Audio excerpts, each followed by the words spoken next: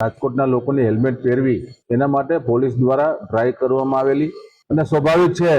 કે 2 મહિનાથી આ અવેરનેસ માટેના કાર્યક્રમો ચાલતા હતા, પરંતુ એકાએક કડકાઈથી અમલ કરાવવાની જે વાત આવી એમાં રાજકોટની જનતા ખૂબ પરેશાન થઈ। ગઈકાલે ઘણા બધા રાજકોટના મીડિયાના મિત્રોના, રાજકોટના લોકોના ફોન આવ્યા અને ગઈકાલે સાંજે જ આપણા ગુજરાત સરકારના ગૃહ રાજ્ય મંત્રી શ્રી હર્ષભાઈ સંઘવી સાથે મારે ટેલિફોનિક વાત થઈ કે રાજકોટમાં અત્યારે આ પરિસ્થિતિ છે તો આમાં કંઈક વ્યવહારુ ઉકેલ આવે। હેલ્મેટ લોકોની સુરક્ષા માટે છે, પણ એનો જે અમલ કરવાની જે પદ્ધતિ છે એ લોકોમાં અવેરનેસ લઈ આવી, લોકોમાં જાગૃતતા ફેલાવી અને એનો અમલ કરાવવો જોઈએ। તો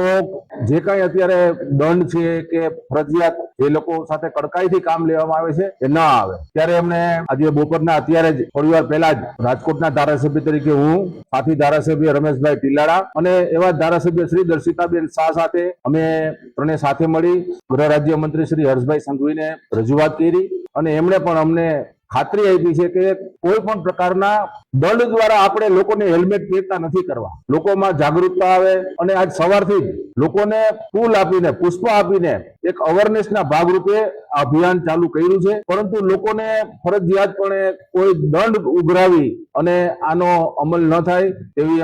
અમને ખાતરી આપી છે કે અમારે એવી રીતે કોઈ આવા દંડ ઉઘરાવી અને લોકો જ્યારે ફરજિયાતપણે આવી રીતે એનો દંડ ઉઘરાવીને અમલ નથી કરવાનો। તો રાજકોટની જનતા પણ વિનંતી છે કે છેવટે હેલ્મેટ છે આપણી સુરક્ષા માટે છે, એના દંડથી કોઈ સરકારને કોઈ આવક કે કોઈ આવક માટેનું એ માધ્યમ નથી, પરંતુ સમગ્ર દેશમાં હેલ્મેટ એક સુરક્ષાનું માધ્યમ છે। તો એના માટે લોકોમાં અવેરનેસ અને લોકોમાં જાગૃતિ દ્વારા હેલ્મેટ પહેરવામાં આવે, નહીં કે કોઈ કાયદાની કે દંડની રકમની